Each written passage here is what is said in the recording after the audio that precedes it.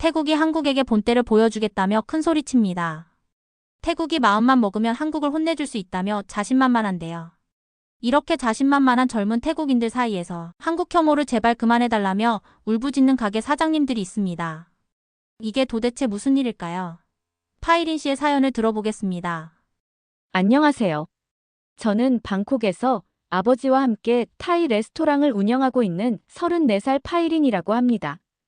저희 가게는 증조 할아버지가 창업하신 음식점으로 할머니께서 물려받아 가게 운영을 이어나가셨답니다. 나름대로 유구한 역사를 가지고 있어 아버지께서 자부심을 가지고 물려받은 가게인데요. 저도 가업을 이어받기 위해 20살부터 아버지께 음식을 배우기 시작했고 아버지와 함께 일하기 시작한 지 14년이 되어 저도 나름 똠양꿍계의 전문가가 아닌가라고 자부하며 음식을 팔고 있답니다.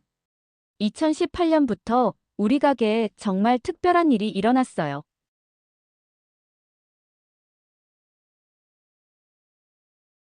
한국인 손님들이 조금씩 늘어나기 시작했거든요.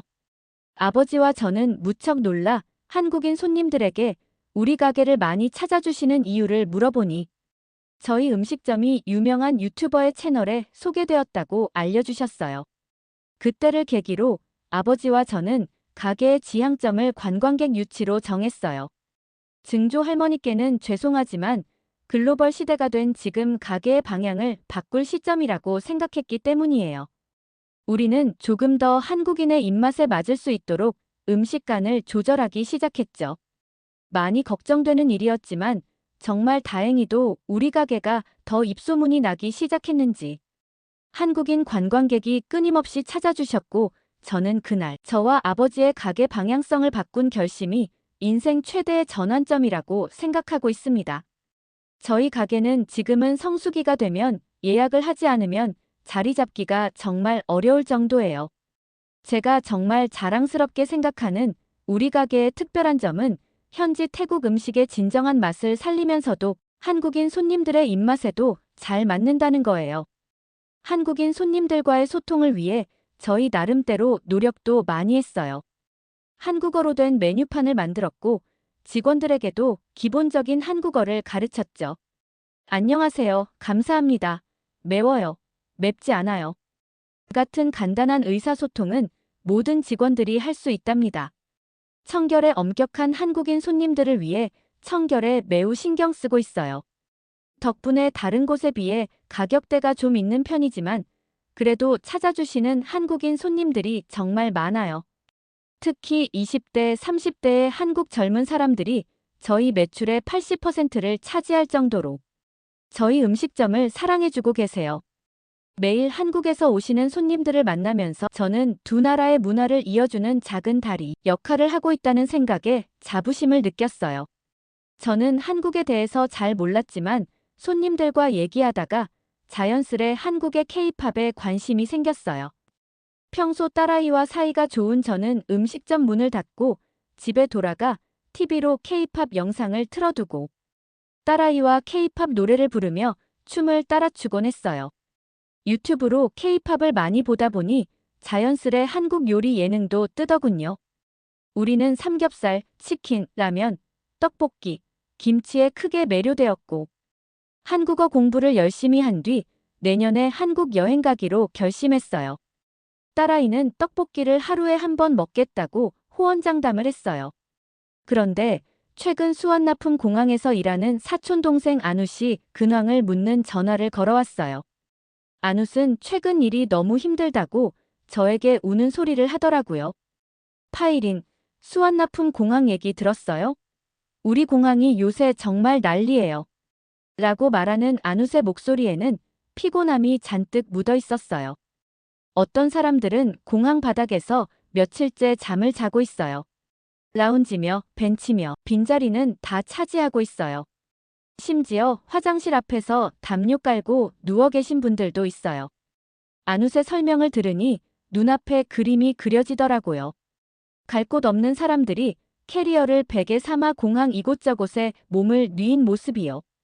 더 안타까운 건 이런 혼잡한 상황에서 관광객 안내며 청소며 할 일은 산더미인데 관광객들의 불만도 터져나오고 있고 정말 일손이 턱없이 부족하다는 거였어요.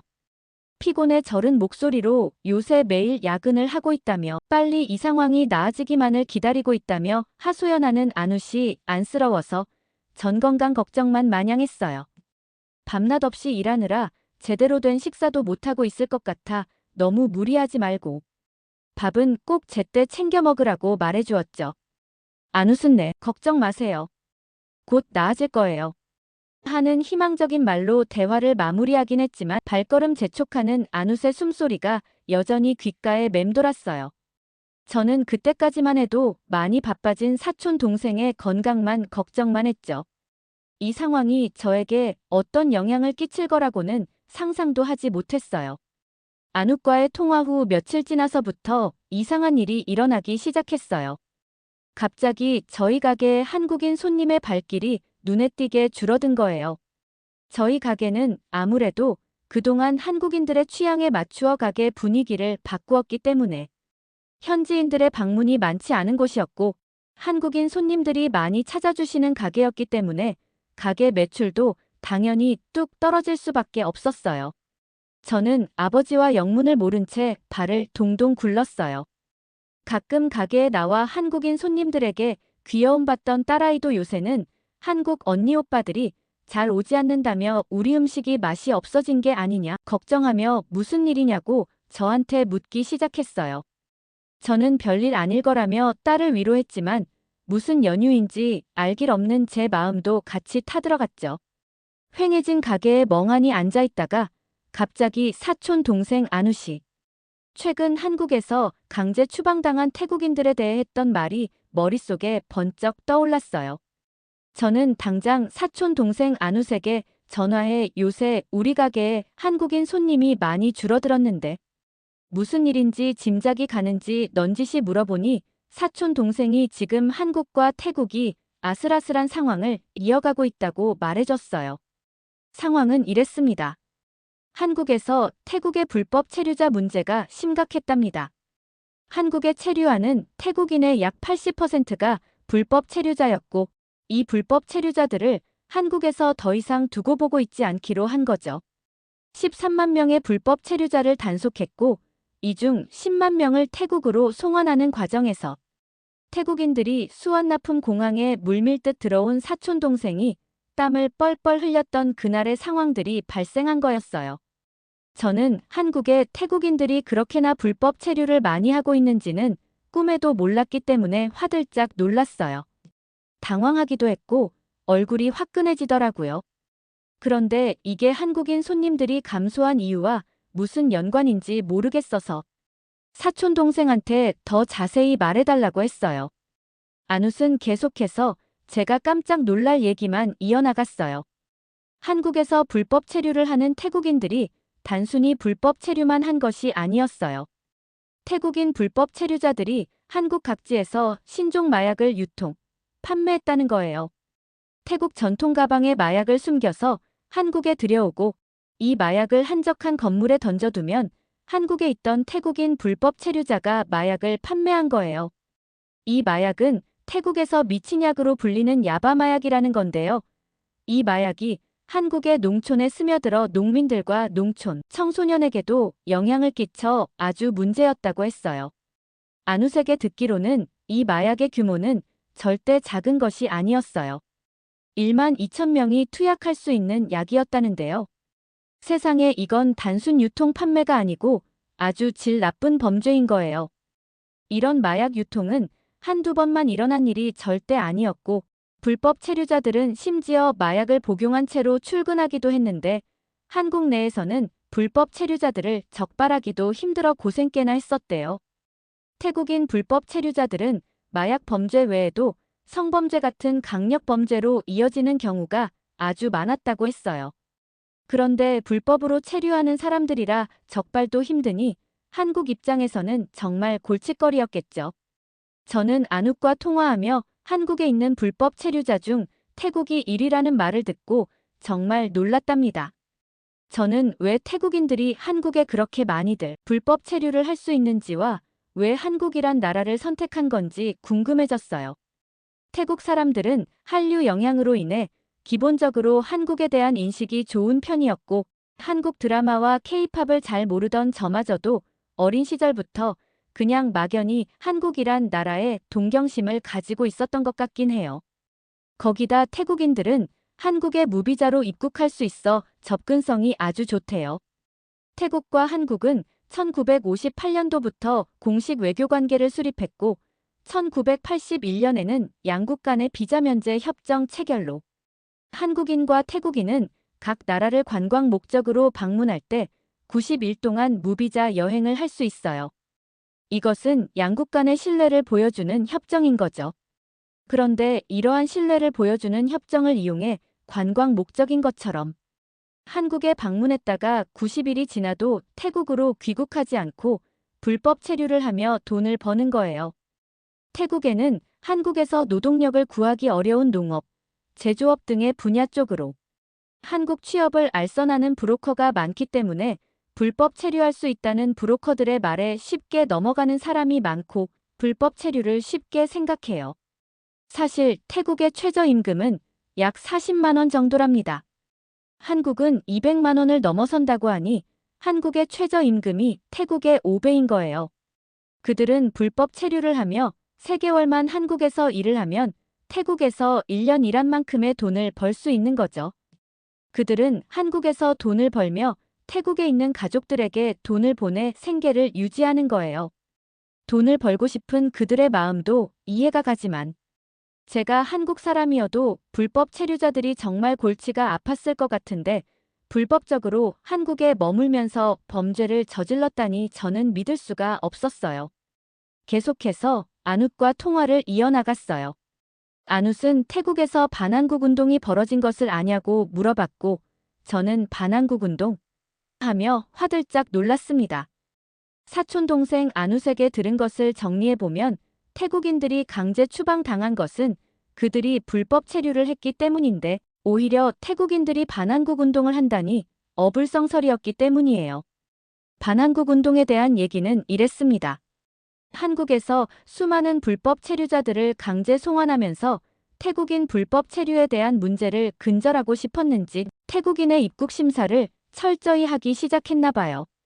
무비자로 입국이 가능했었기 때문에 태국인이 현지에서 온라인으로 K-ETA를 신청하면 한국에 도착해서 입국 신고서를 작성하지 않고도 전용 심사대를 통과해 신속하게 귀국할 수 있었던 과거에 비해 최근엔 K-ETA 허가를 받은 후에도 입국 심사가 까다로워졌고 출입국 심사에서 입국을 거부하는 경우가 잦아졌대요. 한국은 불법 체류자를 걸러내기 위해서는 입국 심사를 까다롭게 할 수밖에 없다는 입장을 표명했지만 입국 심사 과정에서 입국 거절을 당한 태국인들과 강제 송환 당한 태국인들이 개인 SNS에 한국에서 느꼈던 불쾌했던 경험을 쓰기 시작했어요. 입국 심사 과정에서 너무 모욕적이었어요. 3시간 넘게 입국 심사하고 결국 입국 거부당했어요. 이런 경험담들은 눈덩이처럼 불어나기 시작했고 태국 유명 인플루언서들이 이런 게시글들을 공유하기 시작하면서 한국에 대한 부정적인 의견들이 많이 나왔고 모두들 한국에 분노하기 시작했다네요. 반한 감정이 걷잡을 수 없이 커져버린 거예요. 우리나라 사람들이 이런 대우를 받다니 더 이상 한국 제품은 사지 맙시다. 분노한 태국인들의 반응은 불같았어요. 한국 음식점과 화장품 매장에는 손님의 발길이 뚝 끊겼고 한때 태국을 휩쓸었던 K-POP과 한국 드라마도 외면받기 시작했대요. 더 이상 K-팝을 들으려 하지 않았고 한국 드라마도 보려 하지 않았다고 해요. 방콕 시내의 한국 식당들에도 손님의 발길이 뚝 끊긴 것은 물론이고 한국 제품을 판매하던 상점들의 매출이 급감했대요. 이러한 불매운동은 한국 여행에도 영향을 많이 미쳤다고 해요. 예약했던 한국 여행 취소했어요. 차라리 일본이나 대만으로 가요. 라는 SNS 게시글이 하나둘 올라오면서 그것을 애국으로 표현하는 젊은 사람들이 많아졌대요. 한국행 항공권 예약 취소가 잇따랐고 태국인들의 한국 여행 선호도는 눈에 띄게 감소했대요. SNS에서는 해시태그 노코리아, 해시태그 보이콧 코리아, 해시태그 밴 코리아 같은 해시태그가 트렌드가 되었고, 이러한 움직임이 거세지자 한국인들도 이 사태를 크게 인지하기 시작했나 봐요. 거기다 엎친 데 덮친 격으로 태국 여행업계의 부회장이 한국을 비하하는 발언을 한 후 한국에서도 아주 크게 화가 났다고 하네요. 이 태국 여행업계는 태국여행업협회라고 영향력이 큰 단체인데요. 유타차이 순돌라타나법 부회장은 일본 매체에서 한국을 찾는 태국인 관광객이 감소한 것은 한국 관광 명소가 상대적으로 부족하기 때문이다. 당연한 수순이다. 한국 관광 명소는 넷플릭스나 드라마, 영화를 통해 알려져 수명이 짧을 수밖에 없다. 한국 대신 일본, 중국이 더 낫다. 일본, 중국이 더 많은 명소가 있고 비자도 면제해주며 한국보다 여행 비용이 훨씬 저렴하다. 한국보다 전망과 분위기가 좋다라고 공개적인 발언을 해버린 것이었어요. 이 보도 후 한국은 유타차이 부회장의 발언에 큰 불쾌감을 드러냈고, 한국 내에서도 태국 사람들은 저런 생각을 가지고 있는 거냐? 태국인들 한국에 오지 마라. 우리나라 올 시간에 중국이나 일본을 가라. 우리도 태국 안 간다. 라는 반응이 들끓었다고 해요. 결국 협회 회장이 직접 나서서 유타차이 부회장의 발언은 협회의 공식 입장이 아닌 개인적인 발언이었으며 한국에 오해와 심려를 끼쳐 죄송하다. 협회에서 한국에 많은 관광객이 방문할 수 있도록 더 큰 노력을 하겠다. 라며 공식 사과 서한을 보냈다고는 하는데요. 안 그래도 반한국 감정이 운동으로 번져 한국인들이 불쾌하던 시기에 TTIAA 부회장의 발언이 불을 지펴버린 것이죠. 아마 회장의 직접적인 사과에도 한국인들의 마음을 돌리기엔 늦었던 것 같아요. 태국도 반한국 운동을 하는 마당에 한국이라고 반태국 운동을 못할 이유가 없는 거죠. 한국에서도 태국에 대한 감정이 나빠지기 시작한 것 같아요. 안우씨 말하길 저희 가게뿐만 아니라 공항 자체에 한국인 관광객이 현저히 감소한 것은 사실이고, 공항 직원들끼리도 이 문제가 곧 크게 태국 경제를 위협할 것이라는 사실에 대해 얘기가 나오고 있다고 했어요. 제가 느끼고 있던 게 사실이었던 거예요. 저희 가게뿐만 아니고 한때 한국말로 가득했던 쇼핑몰과 관광지에 활기찬 한국어 소리가 잦아들었고, 한국인들이 즐겨 찾던 레스토랑과 카페들은 한산해진 게 눈에 보였거든요. 저는 아주 걱정되기 시작했어요. 가게의 매출도 매출이지만 태국은 관광산업이 경제의 핵심이라고 알고 있거든요. 태국의 관광산업은 GDP의 20%나 차지하는 핵심 산업인데요. 이 관광산업의 효과로 수백만 명의 고용을 창출해내는 기회를 얻어내는 것이고, 태국의 교통시설, 요식업, 숙박시설, 거리 등을 발전시킬 수 있는 아주 중요한 산업의 한 부분이거든요. 관광객들로 인해 방콕의 화려한 쇼핑몰과 푸켓의 아름다운 리조트를 만들어냈을 뿐 아니라 태국의 교통 인프라를 발전시키고 길거리를 정비하며 저 같은 음식점을 운영하는 사람들이 살 기회를 준 것 아니겠어요. 그리고 분명 그 중심에는 한국 관광객들이 아주 큰 부분을 차지했을 거예요. 하지만 태국의 반한국 운동으로 시작된 이 사태는 수백만 태국인의 일자리와 직결되어 있는 문제이고, 호텔리어부터 택시 기사님, 길거리 음식 노점상까지 수많은 사람들의 생계와 맞닿아 있다고 생각하니 마음이 무거웠어요. 양국 간의 악감정이 깊어지면 깊어질수록 그 피해는 고스란히 저 같은 평범한 자영업자들과 서민들의 몫이 될 테니까요. 안웃은 이러한 걱정 외에도 다른 걱정을 말하더라고요. 공항에 일하는 직원들이라 항공사에 일하는 사람들 모두 태국 내에 강제 송환. 불법 체류자들이 갑자기 현지로 몰리게 되면서 태국 경제를 흔들 거라고 예상한댔어요. 태국에 일자리를 구하는 사람들이 급격히 늘어날 거고 실업자도 급격히 늘어날 거래요. 한국에서 태국 임금의 5배를 벌어오던 가장의 수입이 끊겼으니 형편이 급격히 나빠지는 가정도 늘어날 거고, 이런 어려움 속에 다시 한국에 불법 체류하려는 사람들을 꼬드기는 브로커들이 늘어나 높은 수수료로 그들에게 불법 입국 경로를 제시하겠죠. 그 위험한 불법 경로에서 더 많은 범죄가 일어나도 브로커들은 전혀 책임지지 않을 거예요. 불법 체류에 눈을 돌릴 태국인들도 그 사실을 알고 있지만 급작스레 줄어든 수입에 가정 형편이 어려워졌으니 다시 큰 돈을 만질 수 있는 기회를 쉽게 떨쳐낼 수도 없겠죠. 이런 과정에서 태국 내 범죄도 늘어날 거예요. 안욱과 저는 한숨을 쉴 수밖에 없었습니다. 저는 이 상황이 오래가질 않기 바란다며 안웃에게 하소연하며 통화를 끊었어요. 태국인들의 분노를 같은 태국 사람으로서 아예 이해 못하는 것은 아니지만 이렇게까지 과열된 분위기가 아주 걱정스럽기는 해요. 저는 태국인들이 분노해서 적은 SNS 게시글들이 전부 진실된 글이라고 생각하지 않거든요. 젊은 태국 사람들은 우리나라가 한국보다 못한 게 뭐냐? 우리가 반한국 운동을 시작하면 한국도 큰 타격을 입을 거다. 이번 기회에 본때를 보여주자라고 하지만 사실 한국은 태국보다 훨씬 잘 사는 나라고 같은 반국가 운동을 시작하면 한국보다 태국이 타격을 받을 거라는 게 사실이에요. 이런 냉정한 현실을 젊은 사람들이 하루빨리 직시했으면 하는 바람이에요. 한국의 GDP 규모는 태국의 4배예요. 한국은 삼성, LG 같은 엄청난 대기업 회사도 가지고 있고 반도체나 자동차 같은 첨단 제조업 회사를 많이 발전시킨 반면 태국은 관광, 농업 중심이라 한국과 태국의 경제력 차이가 많이 나죠. 한국은 군방력도 강하다고 들었고 IT 산업도 정말 크다고 들었는데 태국인들이 너무 날선 채로 올린 사실 근거가 없는 글을 모두가 믿으면서 한국 경제가 아닌 태국 경제를 크게 흔들리게 한 것 아닌가 너무 걱정될 뿐이에요. 현실을 외면한 채 감정적인 반한 운동에만 몰두하는 것은 우리 태국인들의 발등을 찍는 일이 아닐까요?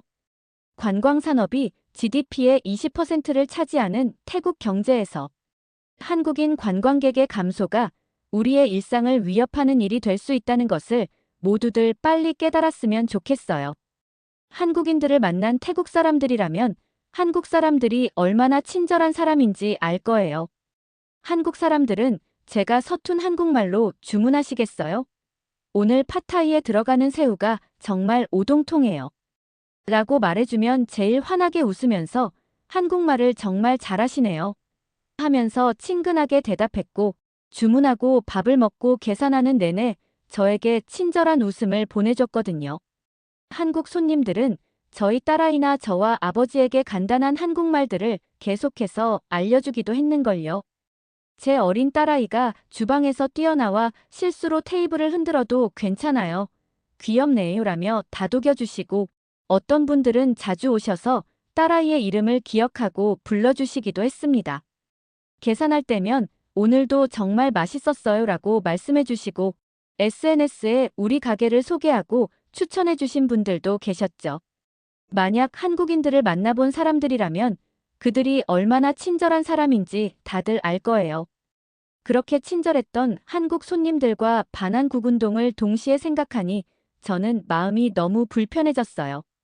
식당 창가에 붙여놓은 한글 메뉴판을 보니 그동안 우리 가게를 찾아준 수많은 한국 손님들이 생각났어요. 우리 가게의 팟타이와 똠양꿍을 맛있게 드시며 아로이 마크마크 매우 맛있어요라고 태국어로 말씀해 주시던 순간들이 떠오릅니다. 서툰 태국어로 주문하시려 노력하던 모습에 저희도 더 열심히 한국어를 배우게 되었지요. 저는 내년에 꼭 딸아이와 한국을 방문하고 싶답니다. 여러분이 저희에게 보여주신 친절함을 직접 한국에서 느끼고 싶고 딸아이에게도 한국의 아름다움을 꼭 보여주고 싶습니다. 그리고 저는 증조 할아버지가 물려주신 이 훌륭한 음식점을 닫고 싶지 않아요. 한국 사람들과 직접 만나고 소통하는 과정에서 막연하게 자리 잡고 있던 한국에 대한 경외심을 직접적으로 피부로 닿게 해준 이 소중한 경험도 잃고 싶지 않아요. 하루빨리 태국인들이 현재의 상황을 직시하고 반한 감정이 사그라들어서 양국 관계가 다시 좋아지는 시기가 왔으면 좋겠어요. 부디 다시 한번 저희 가게를 찾아주세요. 예전처럼 맛있는 음식과 따뜻한 미소로 여러분을 맞이하겠습니다. 우리가 나누었던 소중한 순간들이 다시 이어지기를 간절히 바랍니다. 한국과 태국이 다시 가까워질 그날을 기다리며 저희 음식점은 언제나 활짝 열려 있을 거예요. 태국 방콕에서 타이 레스토랑을 운영하고 있는 파이린의 얘기를 재밌게 들으셨나요? 오늘 영상이 재밌으셨다면 구독과 좋아요 부탁드릴게요. 구독과 좋아요는 저에게 큰 힘이 됩니다. 오늘도 영상 봐주셔서 감사합니다.